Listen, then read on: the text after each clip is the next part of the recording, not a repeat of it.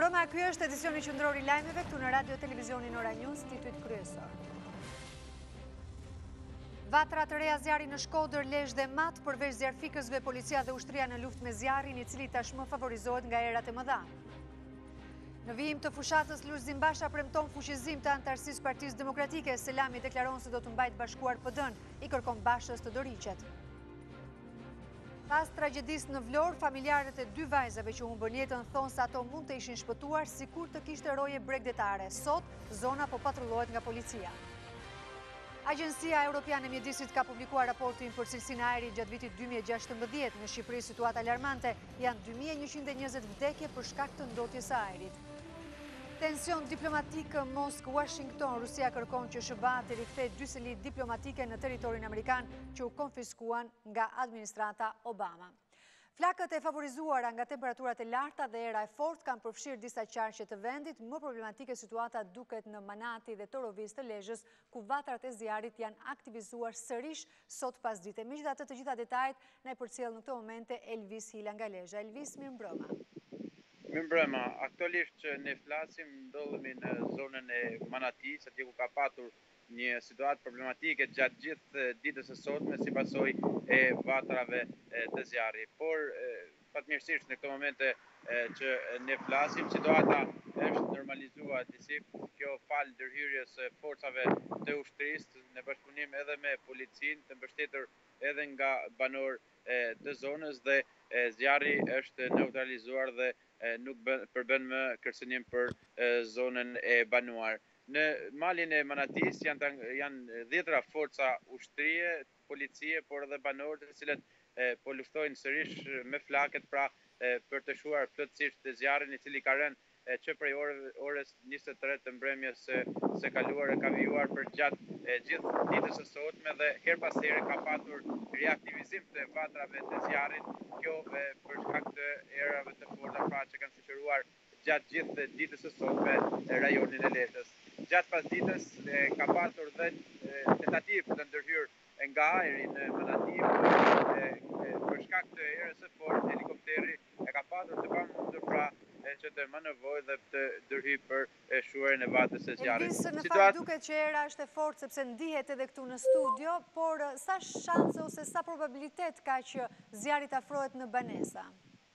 Në fakt, ky rrezik në këtë momente që flasim është shmangur, por nuk mund të themi që nuk mund të ketë sërish rrezik, pasi për vetë faktin se kjo situatë ka qenë prezente gjatë gjithë ditës së sotme dhe vatrat e zjarrit janë reaktivizuar her pas here. Kjo ndihmuar edhe nga era fortë, por edhe bimësia e malit të Manatis, pra është një zonë me shkure dhe pemë të ndryshme që ka bërë pra që zjarri të ketë reaktivizim të vazhdueshëm. Po ashtu edhe në Torovic vatrat e zjarrit vijojnë ende, është ndjekur dhe një banesë në zonën e Torovicës, pra nga flakët e zjarrit, të cilët morën për masa të frikshme gjatë mesditës së sotme. Ndërkohë që dhe atje ndodhen forcat e policisë në bashkëpunim me ushtrisë dhe shërbimin zjarfikës, të cilët po mbajnë nën kontroll situatën, dhe në këto momente që ne flasim janë 3 vatra zjarri, por nuk përbën kërcënim për zonën e banuar. E gjithë situata do të mahet nën kontroll të vazhdueshëm nga emergjencat civile në Lezhë për t'i bërë ballë çdo situate që mund të krijohet, pra, dhe që ka qenë mjaft problematike kryesisht gjatë 2 ditëve të fundit si pasojë e zjarreve. Elvis, faleminderit. Gjithë mirë. Më problematike ndërkohë situata duket në Shkodër, ku po digjen hektar të tërë me bimësi dhe shkure. Gazetari ynë në Shkodër, Bepin Kulvataj, na përcjell më shumë detaje. Nuk e kemi për momentin me sa duket, megjithatë do të shkojmë në Mat, ku problematike është edhe atje situata. Nuk e di regjia nëse kemi gazetarin atje. Arian Zefi na jep të gjitha detajet nga Mati. Përshëndetje Arian. Tani një vatër zjerri e fuqishme ka rënë në fshatin Madhesh të bashkisë Mate në njësinë administrative Ulës. Atë informacionit që kemi marrë aty janë djegur rreth 20 hektar lisë, por rrezikohen disa banesa që janë në afërsi të zjerrit. Tani zjerri po afrohet të afërsi të banesave, po është pa mundur për të futur zjarr fikse, se terreni është shumë i vështirë të ngritur janë nisur disa punonjës të Bashkisë Matit për shurjen e zjarrit dhe disa punonjës të pijores për të ardhur në ndihmë vetëm për të izoluar që mos të afrohet afër banesave. Ati është dhe një, mund të thamin, park rajonal ati që janë përfshin nga flakat, po është pa mundur sikur përmendë më sipër për të shkuar zjarrfiksja, ati vetëm kërkohet ndihma e ajrit për të shuar flakat e zjarrit për mos të rrezikuar banesat që ndodhin rreth 12 banesa që ndodhen në fshatin më vestë të njësisë administrative Ulës. Kjo është informacioni për momentin nga Mati. Faleminderit Arjan. Faleminderit dhe juve. Ndërkohë, situata e zjarreve në Bulqiz ishte fokusi i takimit urgjent të punës së thirrur nga drejtori i shërbimit pyjor Lutfi Myftari. Ai thotë se janë ngritur gruperet e punës për çdo njësi për të parandaluar përshkallëzimin e emergjencave, ndërsa kanë nisur hetimet për çdo zjarrvënie të qëllimshme.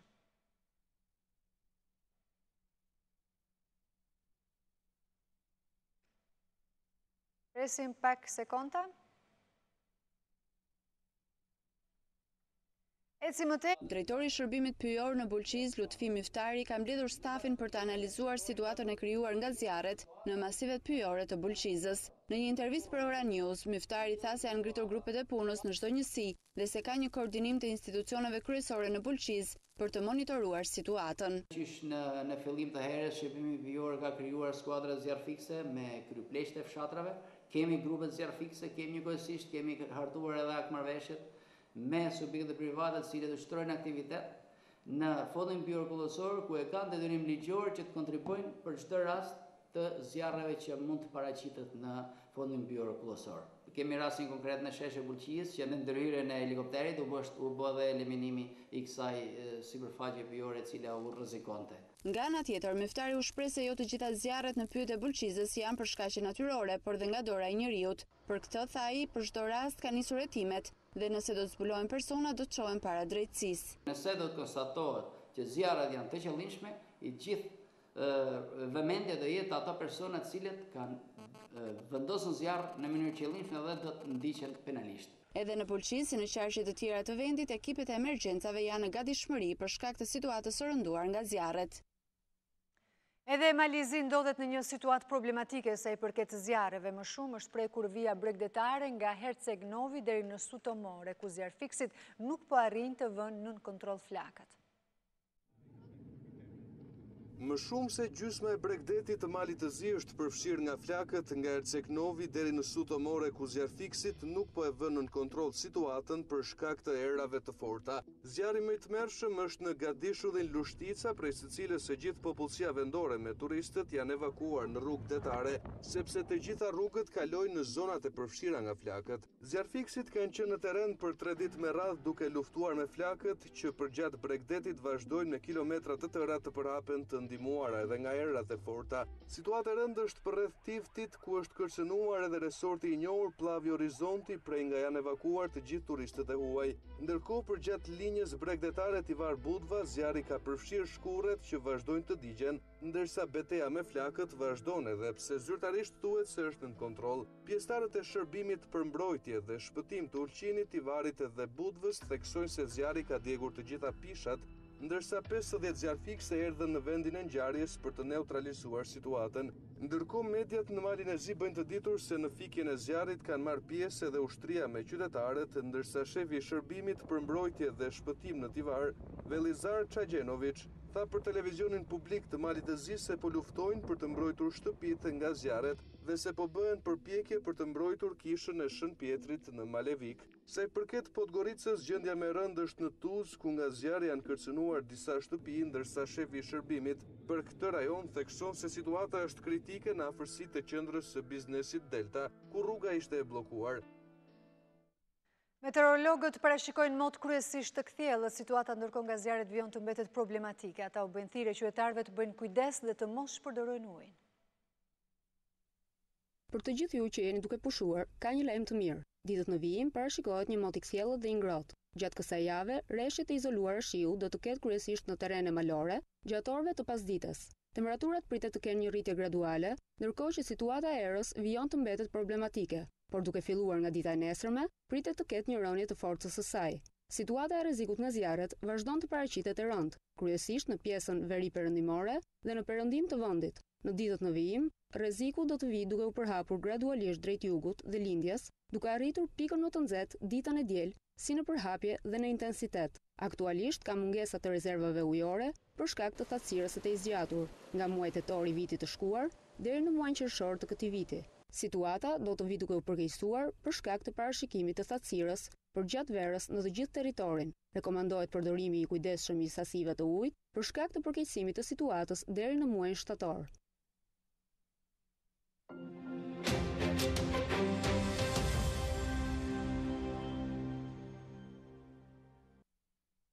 Dy ditë pas tragjedisë në plazhin e Portonovës, Ora News është rikthyer në vendin e ngjarjes duke sjellë pamje dhe dëshmi mbi atë çka ndodhi këtë fundjavë. Familjarët e dy vajzave që humbën jetën në det thonë se ato mund të ishin shpëtuar nëse plazhi do të kishte pasur roje bregdetare. Mirëpo në Bashkinë e Vlorës thonë se Portonova nuk është në listën e plazheve të miratuara nga Ministria e Turizmit.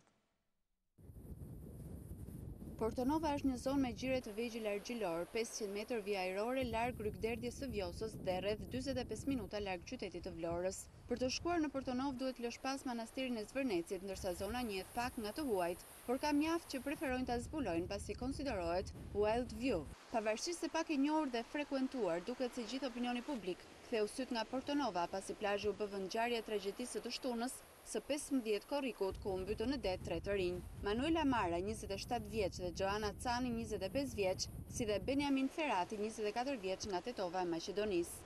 Është pikërisht ky vendi në të cilën 72 orë më parë humbën jetën 3 të rinj, përfshirë edhe një të rinj nga Tetova e Maqedonisë. Në fakt, Portonova, edhe pse nuk është një plazh i mirëfillt, mund të jetë një gjë shumë interesant për ata të cilët duan të eksplorojnë. Për familjarët e viktimave, tragjedia nuk do të kishte ndodhur nëse plazhi do të monitorohej nga rojet bregdetare dhe policia. Me lot në sy, vjerra Emanuela Maraj dhe gjyshja Joana Canit i kërkon ndjes familjes së të riut nga Tetova, i cili humbi jetën në përpjekje për të shpëtuar dy të rejat. Në qoftë se do të kishte roje bregdetare dhe policë që qarkullonin, do kishin shpëtuar të dyja vajzat, 24 vjeç djalë dhe ai djalë nëne.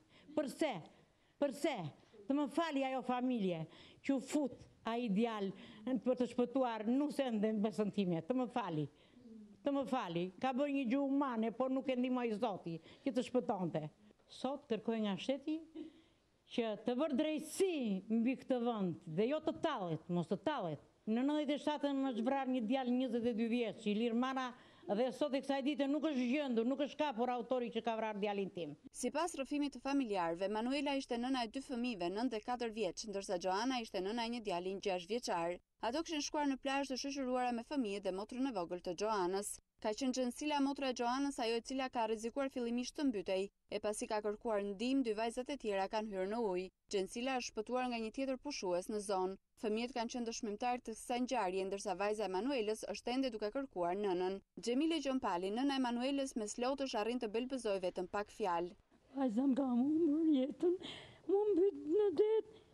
I kalan 2 fëmijë të vegjël jetim. Tashmë plazhi famkeq monitorohet me polici, ndërsa efektivët nuk lejojnë më pushues në këtë zonë. Nga ana tjetër mungojnë tabelat paralajmëruese për rryma të forta detare. I kontaktuar nga Ora News, kreu i Bashkisë së Vlorës Dritan Leli tha se ky plazh nuk figuron në listën e miratuar nga Ministria e Turizmit. Gjithsesi dhe në plazhet e qytetit mungojnë rojet bregdetare, ndërsa bilanci deri tanishëm i kësaj vere është 6 viktima të mbytura në det. Një sasi prej 4 kg heroin dhe 3,2 kg kanabis sativa është kapur në kastrat të Malësisë së Madhe, por 2 persona që po e trafikonin janë larguar. Sekuestrimi është bërë gjatë operacionit koduar Buković. Aksioni është bërë në vendin e quajtur Buković, njësia administrative Kastrat, Malësi e Madhe, rreth 100 deri në 150 metër larg kufirit të Gjelbër, ku 2 persona po transportonin lëndë narkotike në drejtim të Malit të Zi. Shërbimet e policisë kufitare menjëherë janë vënë ndjekje të tyre, si dhe kanë kërkuar mbështetje me forcat të tjera, ku është njoftuar dhe sektori për hetimin e narkotikëve në drejtorinë vendore të policisë Shkodër. 2 persona që po transportonin lëndër narkotike sapo kanë diktuar se po ndiqeshin nga policia, kanë braktisur lëndër narkotike dhe duke përfituar nga terreni vështirë malor dhe me shkure të dendura, kanë arritur të shpëtojnë ndjekjes së policisë. 8 nga 9 të arrestuarit e fshatit të Drithas në Vlorë gjatë operacionit të policisë që sekuestroi 15 ton kanabis sativa kanë marrë masën e sigurisë arrest me burg. Në seancë u vendos detyrim paraqitje për inspektorin e Llakatundit Abdul Sinana që akuzohet për shpërdorim detyra. Gjykata e Vlorës vendosi masën e sigurisë arrest me burg për 8 personat e arrestuar në fshatin Drithas gjatë operacionit të 14 korrikut, që rezultoi me sekuestrimi rekord të 15 tonëve lënë narkotike. Po ashtu, gjykata vendosi detyrim paraqitje për inspektorin e policisë së zonës së Llakatundit, Abdul Sinanaj, i cili akuzohet për shpërdorim detyre. Lirim Lamaj, 49 vjeç, me detyrë inspektor në komisariatin e policisë së Vlorës. Astrid Lamaj, vëllai i Lirimi, 37 vjeç, banues në fshatin Drithas. Balir Gjata, 69 vjeç, banues në fshatin Drithas të Shushicës, me detyrë kryeplak i fshatit Drithas, Myzafir Tushaj, 66 vjeç, banues në Drithas, Ervin Tushaj, 42 vjeç, banues në Drithas, Rakip Arapaj, 58 vjeç, banues në Drithas, Kudret Tushaj, 71 vjeç, po nga Drithasi, Elion Tafili, 43 vjeç nga Llakatundi, kanë marrë të gjithë masën e sigurisë arrest në burg. Seanca gjyqësore drejtuar nga gjyqtarët Albana Selmanaj dhe Elona Mihali është zgjatur për shkak se të arrestuarit janë njohur dhe me akuzat e prokurorisë për sasinë e lëndës narkotike të sekuestruar. Gjykata e krimeve të rënda ka lënë në burg 5 personat arrestuar si të përfshirë në trafikimin e 1.3 tonëve drogë të sekuestruar nga policia rastësisht afër plazhit të Generalit. Të arrestuarit kanë mohuar akuzat, por prokuroria tha se ka provat mjaftueshme për përfshirjen e tyre në këtë trafik. Gjykata e krimeve të rënda ka lënë në burg 5 personat e arrestuar si të përfshirë në ngarkesën për 1.3 tonëve drogë të zbuluar rastësisht nga policia në Kavaj. Të pandehurit kanë dalë para gjykatës në seanca të ndara, ndërsa asnjë prej tyre nuk ka pranuar përfshirje në trafikimin e lëndës narkotike. I pari para gjykatës doli 18 vjeçari nga Tepelena Jani Sadikaj. Ai tha se nuk ka lidhje me trafikun e drogës dhe se ditën e ngjarjes kishte qenë së bashku me shokut për një drek në zonën pranë plazhit të Generalit. Në të njëjtën linjë ishin edhe të arrestuarit e tjerë, Klevi Ajdari dhe Roland Hysembelliu. Por pavarësisht pretendimeve, prokurori Dritan Premçi tha se automjeti tip Land Rover, ku u gjet dhe sasia e drogës, drejtohej nga 18 vjeçari Sadikaj. Në automjet u gjet celulari i riut, çka ka bërë që organi i akuzës të ngrej dyshime se ai ishte përfshirë në trafikun e drogës.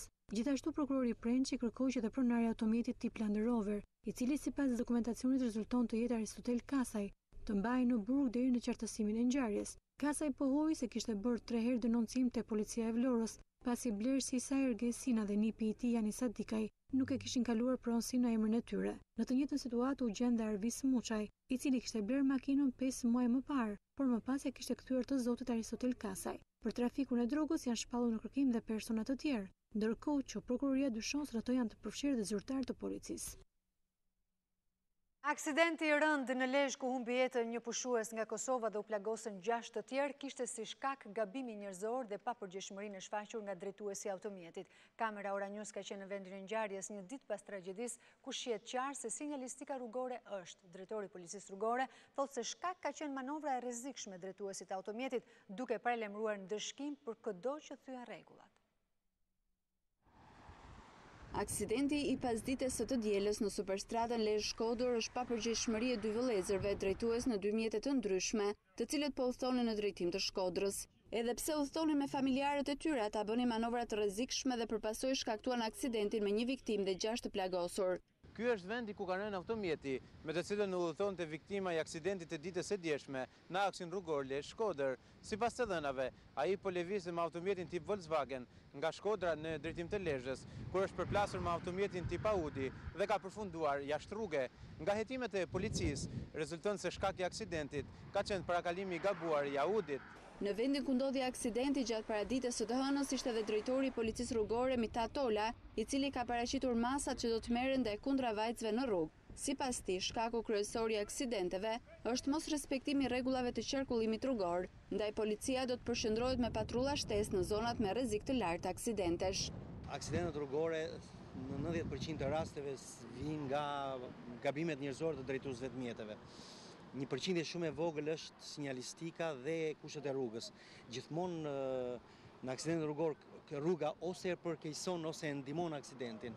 Të themi, ne do të fokusohemi bashkërisht tek shkeljet, sa faj ka rruga, sistemi i sinjalizimit, këto janë për të bërë analiza më detajuara në kohët e mëvonshme.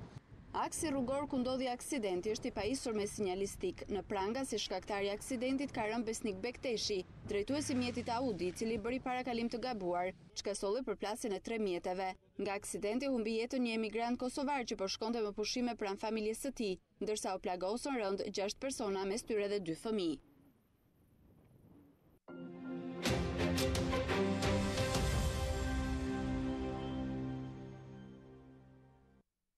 Shqetësimit të strukturave për përçarjen e Partisë Demokratike, Eduard Selami është përgjigjur duke theksuar se vota ndaj tij është akti i parë i ribashkimit të gjithë faktorëve të djathtë. Në takimet me demokratët e Beratit, Kuçovës, Urës, Vajgurore dhe Poliçanit, ai tha se vizioni i tij jo vetëm do ta bashkojë të djathtën, por do ta rikthejë në rrugën e suksesit. Lulzim Basha bashkëbisedoi me demokratët e Beratit, Kuçovës dhe Poliçanit, ku u ndal në analizën e asaj çfarë sipas tij ndodhi më 25 qershor. Basha tha se nga njëra anë qëndronte Partia Demokratike me vlerat dhe programin e saj, dhe nga ana tjetër krimi, droga dhe makineria shtetërore angazhuar në shitblerjen masive të votës.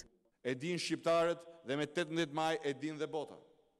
Ai jo vetëm nuk mund të garantoj zgjedhje të lira të ndershme, por siç vërtetoi 25 qershori, është strumbullari i varrmihjes demokracisë në Shqipëri, sepse ka ndërtuar një sistem politik, klientelist, korruptiv dhe kriminal me një qëllim, asgjësimin e vullnetit të lirë të qytetarëve shqiptar. Në një anë të peshores, shteti, institucionet, administrata, policia, milionat e tendrave dhe koncesioneve të korruptuara, bandat, paratet drogës. Në anën tjetër të peshores, Partia Demokratike, e cila nuk përdori asnjëherë presionin dhe shantazhin ndaj votuesit. Ne nuk lidhem dhe as nuk do të lidhim pakt me krimin për të ardhur në pushtet. Lulzim Basha tha se projekti i tij synon fuqizimin e qytetarit, të antarit të thjeshtë të PD, që të ketë në dorë vendimet e rëndësishme. Ashtu siç e thash kur dorëzova listën për deputet, se kjo duhet të jetë hera e fundit që kryetari i Partisë Demokratike në bindjen time dorëzon një listë tillë. Se tashmë për gjithë vendimarrjet e rëndësishme ne duhet aplikojmë parimin më demokratik për të kaluar një sistem një antar një vot, për zgjedhjen e çdo kujt që do të mbaj peshën e përfaqësimit të demokratëve dhe të Partisë Demokratike. Vetëm Partia Demokratike, tha ai, ka moralin dhe vlerat për ta shpëtuar vendin, duke shprehur gatishmërinë për të drejtuar këtë betejë deri në fund. Vit ju kërkoj të vazhdoj sakrificën time dhe nderin të vazhdoj ta kryesoj këtë betejë me ju, për demokratët e Beratit, për demokratët e Shqipërisë dhe gjithë shqiptarët e ndershëm që janë gati të na bashkohen në një luftë jo për kolltuqe dhe privilegje, por për ndryshim. Kemi ndjekur Lulzim Bashën në Berat, ndërkohë tani ju ftoj që të ndiqni kronikën e anoncuar vetëm pak minuta më parë të rivalit të tij Selami, i cili premton para beratasve unifikim të Partisë Demokratike. Në takimet me demokratët e Beratit, Kuçovës, Urës, Vajgurore dhe Poliçanit, Eduard Selami është ndeshur me shqetësimin e strukturave për përçarjen e partisë. Por Selami ka theksuar se pikërisht në këto momente, vota për të është akti i parë i bashkimit të Partisë Demokratike dhe rikthimit të saj si forcë bashkohore. Nëse vërtet doni bashkim, më votoni mua dhe të bashkuar jeni. Kjo është një arsye më shumë. Unë shoh një shans real që së bashku do firmosemi kontratë. Sepse ky model që unë afroj është një model bashkohor dhe i provuar. Dhe s'ka asnjë rast në historinë time publike që unë kam thënë diçka dhe se kam bërë.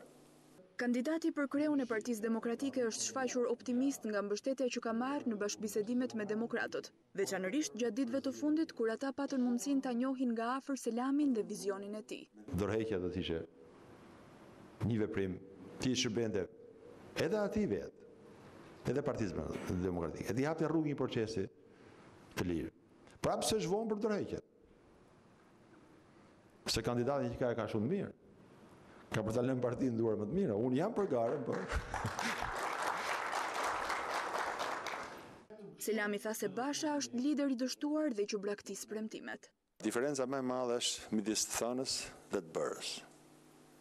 Kur e dëgjon zotin Basha shpeshherë, thu lup si unë. Po kur e shikon, në PD, thu mirë si ne. Pse e them të gjë? Nuk mund të qahesh që i njeh nga pikpamja teorike parimet dhe si funksionon një demokraci bashkëkohore. Mirë, por 4 vjet më vonë jemi më larg se kurrë, sepse ato çka tha dhe premtoi përpara nesh nuk i zbatoi. Selami kërkoi sërish publikimin e listave të antarësisë, kjo për t'i dhënë besim garës, ndërsa thotë se një praktikë e tillë ndiqet në forcat politike bashkohore, si në Shtetet e Bashkuara, ashtu edhe në partinë CDU të Merkel. Ndërkohë, ndërprerja e energjisë elektrike ka pamundësuar nisjen e takimit në kohë të dy kandidatëve në garë për kreun e Partisë Demokratike, Eduard Selami dhe Lulzim Basha. Pikërisht në momentin kur duhet të niste aktiviteti në Kinema Millennium në orën 19:30, ka nikur dritat për shkak të një defekti, siç po e shikoni edhe në pamjet filmike të Ora News, të cilat po shfaqen në këto momente. Për këtë shkak, takimi Selami Basha ka filluar me vonesë vetëm pas tregtimit të energjisë elektrike pas disa minutash. Zoti Selami ka përfunduar fjalën para demokratëve shkodran, ndërsa në këto momente fjalën e ka zoti Basha. Eci më tej pas deklaratës së kryeministrit në detyrë të Kosovës Isa Mustafa gjatë samitit të Triestes se Kosova ka përmbushur 94 nga 95 kriteret e kërkuara, duke përmendur vetëm përcaktimin e vijës kufitare me malin e zi si kriter të paplotësuar, Brukseli zyrtar sqaron se asgjë nuk ka ndryshuar dhe se ngelen dy kritere: demarkacioni i kufirit dhe lufta kundër krimit të organizuar dhe korrupsionit. Bashkimi Evropian edhe njërë ka ripërsëritur se Kosovës i mbesin edhe dy kriteret të papërmbushura për liberalizimin e vizave. Nga krerët shtetëror, luftimi i krimit organizuar dhe korrupsionit është lënë kriter në nije, ndërsa zyrtarët të BE-s vazhdimisht kanë përmendur plotësimin e këtij kushti.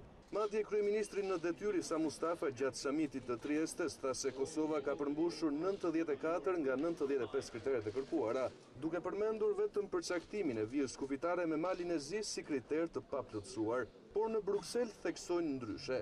Maja Koçiançi, zëdhënëse e përfaqësuese së lartë për politikat e jashtme dhe sigurinë në BE, Federica Mogherini, tha se Kosova duhet të vazhdojë të tregojë rezultatet në luftën kundër krimit të organizuar dhe korrupsionit të nivelit të lartë. Ajo përmendi takimin e presidentit Hashim Thaçi me kreun e Komisionit Evropian Jean-Claude Juncker, ku diskutua për përmbushjen e këtij kriteri, duke porositur që puna në luftimin e krimit të organizuar dhe korrupsionit të vijojë. Kështu u shpreh Koçiançiç, duke shtuar se Kosova ka bërë përpjekje që të miratojë demarkacionin e kufirit me shtetin fqi malin e zi, por pa sukses. Kjo përpjekje sipas saj po vlerësohet nga Bashkimi Evropian. Ndonse Mustafa po përmend vetëm demarkacionin si kusht, zëdhënësja e BE-s tha se kryeministrit në detyrë në datë 25 prill janë bërë të qarta nga ana e komisionerit Avramopoulos punët që e presin në mënyrë që kosovarët të lëvizin pa viza në zonën Schengen. Sipas Koçiançiç, komisioni është plotësisht i vetëdijshëm për rëndësinë që liberalizimi i vizave ka për popullin e Kosovës,